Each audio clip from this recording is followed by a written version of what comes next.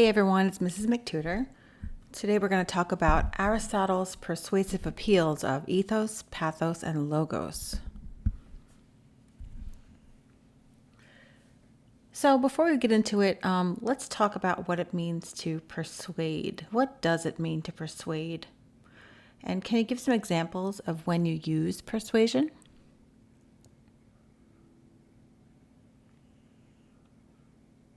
So to persuade is to really cause someone to do something or to believe something, to convince someone to do something or not do something or believe something in some way. Some examples could be to convince somebody, to persuade somebody to stop smoking. Maybe you want to persuade someone to hire you for a job. Perhaps you were sick and couldn't study for your test, and you want to persuade your teacher to give you another opportunity to take the test or the quiz. Maybe you want to persuade someone to go on a date with you.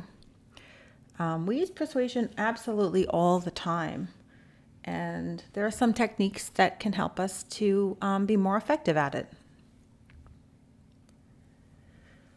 So when we talk about ethos, pathos, and logos, it all comes back to a Greek philosopher named Aristotle, who was from the 4th century BC, and he was known as a really great thinker. He spent his days thinking about people and how they act and how they communicate, and he wrote a lot about the subject of persuasion.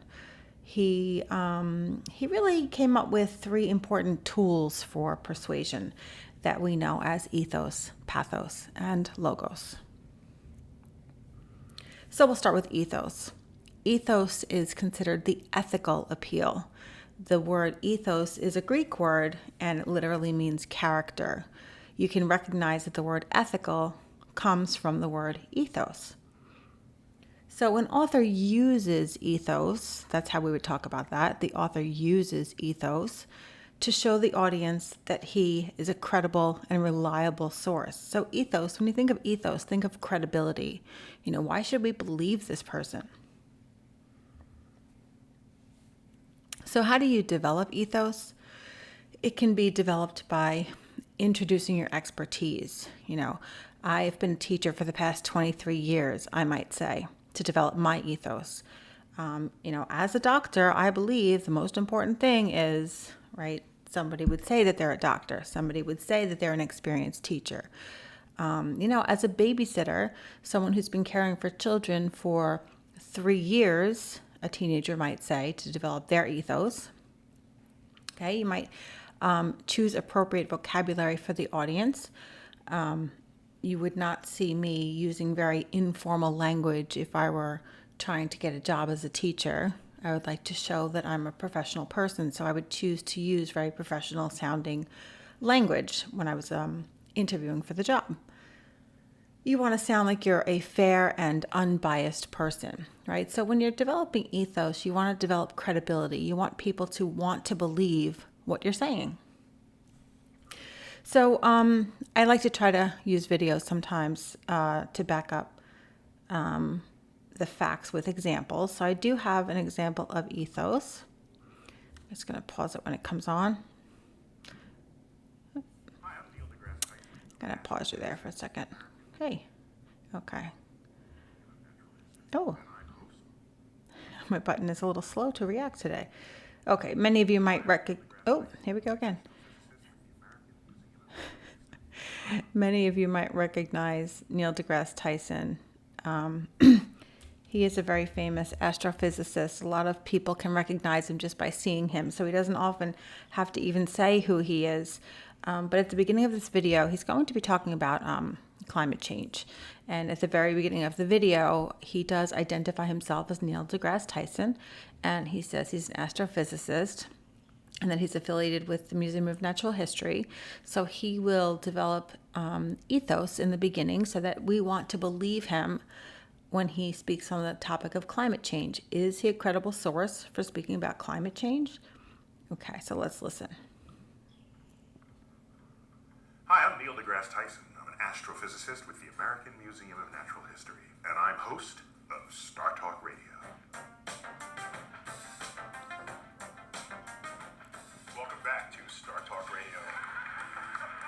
planets fighting all these air molecules. Like, what's up with that? We went.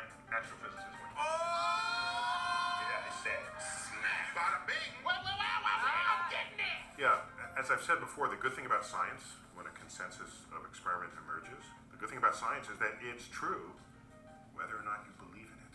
And climate change has taken on political dimensions, has taken on cultural, social dimensions. And that's odd because I don't see people choosing sides over E equals MC squared or other fundamental facts of science. But the experimental consensus is there that human beings, by virtue of our conduct, burning sources of carbon, fossil fuels among them, that have been buried for millions of years, we burn them. Carbon previously underground is now in the atmosphere, and that source of carbon makes carbon dioxide, a greenhouse gas, is warm. All right, so I'm gonna pause him. So, did he develop ethos? Would we consider him a credible source to be speaking on the topic of climate change?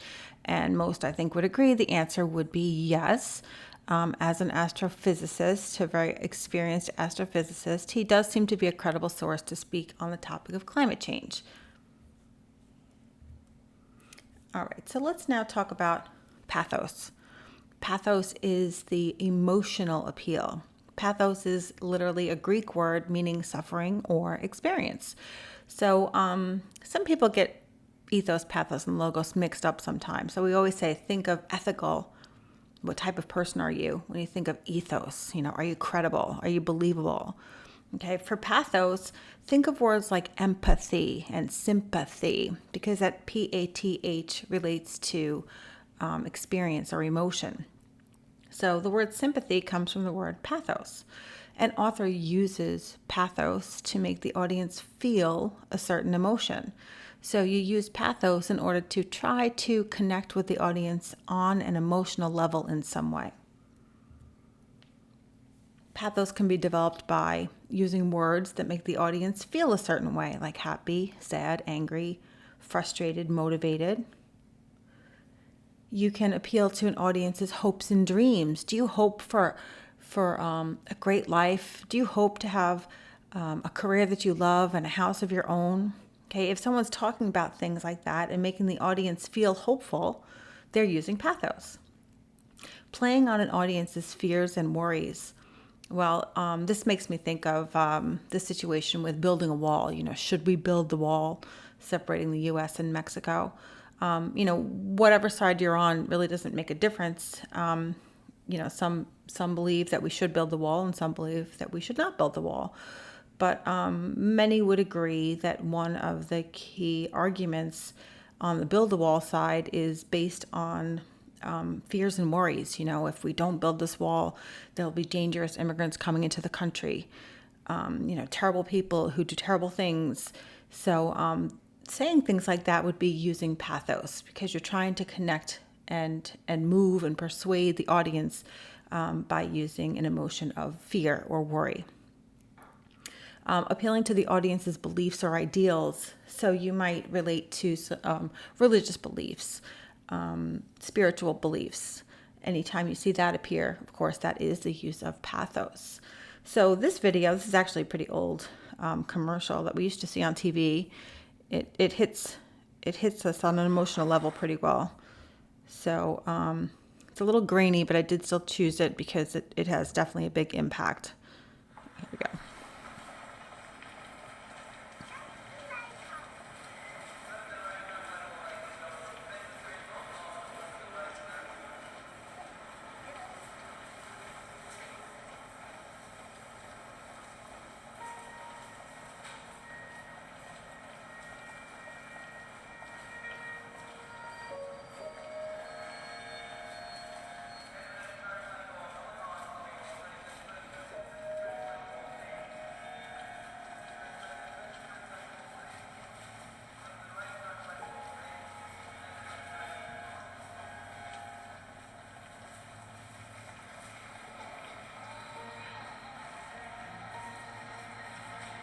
If this is how your child feels after losing you for a minute, just imagine if they lost you for life.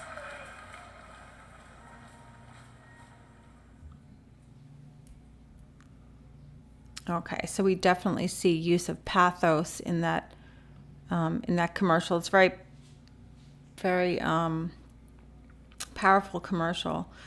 And if you were going to speak about it, you'd say, well, the author or the creator of the commercial used pathos in order to get their message across. They tried to connect with the audience on an emotional level. And the audience, felt sad seeing the boy crying, lost and confused. Maybe people worry or are afraid of that happening to them. So the next step would be, what impact would it have? So hopefully the audience will act. The commercial will persuade the audience to make the decision to stop smoking, right? So did they use pathos? Yes. How did they use it? They had sad music, they showed the baby crying, and they played on the audience's emotions of sadness and fear or worry. And the impact would be that hopefully people stop smoking. Third of Aristotle's persuasive appeals is logos. Logos is the appeal to logic, and it's a Greek word that literally means word or reason. You could probably recognize that the word logic comes from the Greek word logos. So an author uses logos in order to persuade an audience through logical thought and through reasoning. So how would you use logos? You would use many facts or statistics. When you include many examples, you can cite your sources. Make sure you have credible sources, citing authorities, using explanations and sound reasoning. So anytime you see someone really trying to reason with you, if this happens, then it's going to lead to this type of problem.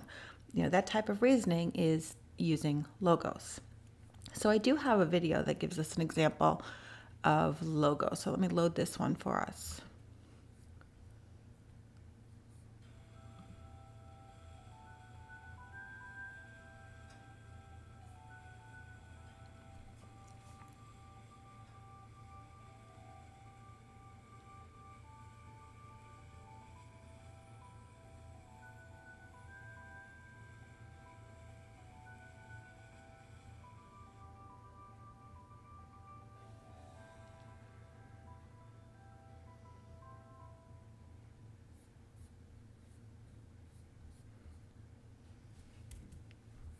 So that example, actually, there's no talking at all, as you could see.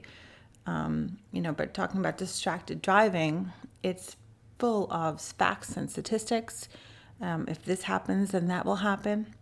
So really, the driving force, the primary appeal used in that commercial would definitely be logos. So it was just filled with facts and statistics and sound reasoning. I also like to show this video that I found on YouTube with President Obama speaking. And it's great because it has examples of all three of Aristotle's persuasive appeals. So let's get this one started. I think it's a great example, and I use it in my classroom all the time.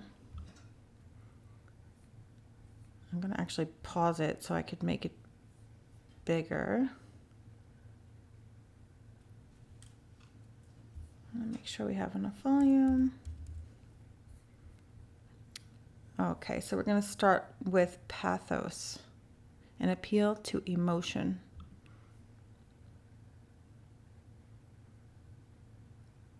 The situation profoundly changed, though, on August 21st, when Assad's government gassed to death over 1,000 people, including hundreds of children. The images from this massacre are sickening. Men, women, children lying in rows, killed by poison gas. Others foaming at the mouth, gasping for breath. A father clutching his dead children, imploring them to get up and walk. Okay, I'm going to pause right there. So they do consider this an example of pathos. Although you definitely did see logos in there, you did see him talking about 1,000 people who had died. You do hear some facts and statistics in there. So there is some logos for sure. However, he really is, through imagery at the same time, really connecting with us on an emotional level. Picturing the father holding his dying child who's gasping for breath in his arms, that really is connecting with the audience on an emotional level. So that would be a very good example of pathos. Okay, so now we will continue also with President Obama, and we'll listen to some further examples of logos, appealing on the level of logic and reasoning.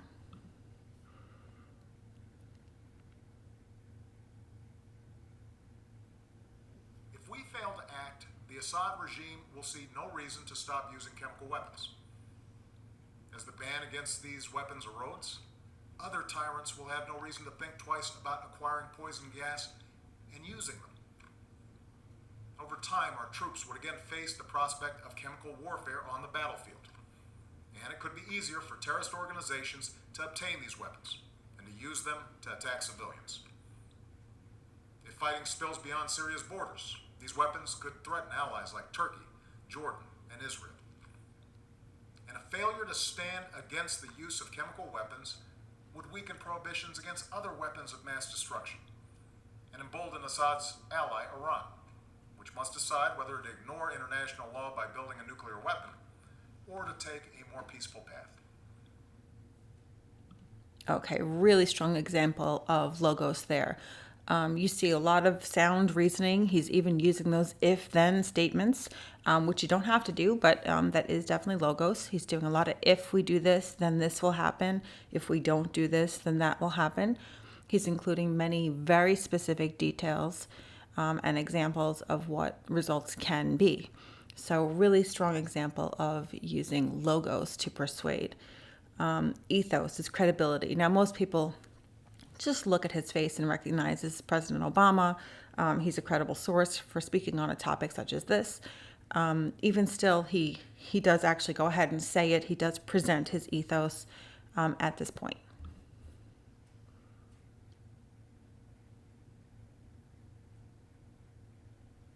That's my judgment as Commander-in-Chief. But I'm also the President of the world's oldest constitutional democracy. So really sound example of ethos, pathos, and logos. I think it's a great video to show all three. So, if you are watching a commercial or listening to someone speak, or maybe reading a great text, you can recognize the use of ethos, pathos, and logos. And of course, you can also use these when you're trying to persuade someone to hire you for a job, to, maybe give you another opportunity to take a test, to vote for someone who you think is important, etc. You can use these persuasive appeals as well. So if you found this video lesson helpful, please go ahead and click like, and of course subscribe to my channel. I'd love to keep making these if you find them helpful. That's it. Thanks so much for visiting.